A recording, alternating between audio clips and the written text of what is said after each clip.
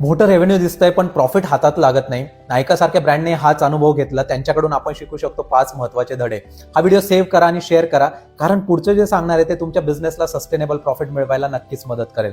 आपण नायकासारख्या ब्रँड्सकडे बघतो आणि वाटतं किती मोठा व्यवसाय, किती ग्राहक, पण आकडे सांगतात की 7,950 कोटींचा रेव्हेन्यू असूनही नेट प्रॉफिट फक्त 1% आसपास आहे.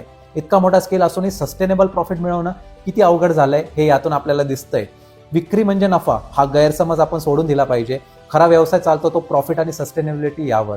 5 शिकण्यासारखे धडे कोणते आहेत? तर नायका मोठा झाला कारण त्यांच्या प्लॅटफॉर्मवर ग्राहक पुन्हा पुन्हा येतात. तुम्ही रिटेन्शनसाठी योजना करा, म्हणजे की लॉयल्टी प्रोग्राम, रिपीट ऑर्डर्स, चांगली कस्टमर सर्व्हिस याच्याकडे आपण फोकस केलं पाहिजे. म्हणून ग्राहक मिळवणं नाही तर टिकवणं खूप महत्त्वाचं झालंय.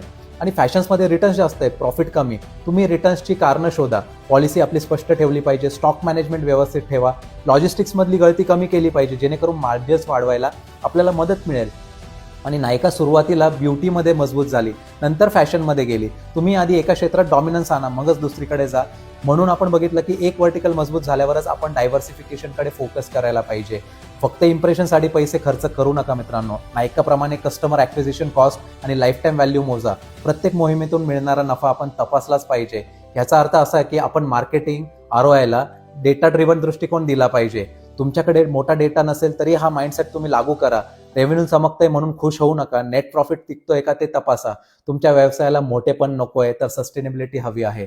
हा बदल केला तरच आपण पुढच्या 5 वर्षात उभे राहणार आहोत. तर तुम्ही मला सांगा की तुम्ही काय केल्याने तुमचा नेट प्रॉफिट वाढलाय. आणि अशाच बिझनेस टिप्ससाठी मी म्हणजे रोहित, व्यापारी मित्र, याला फॉलो करा.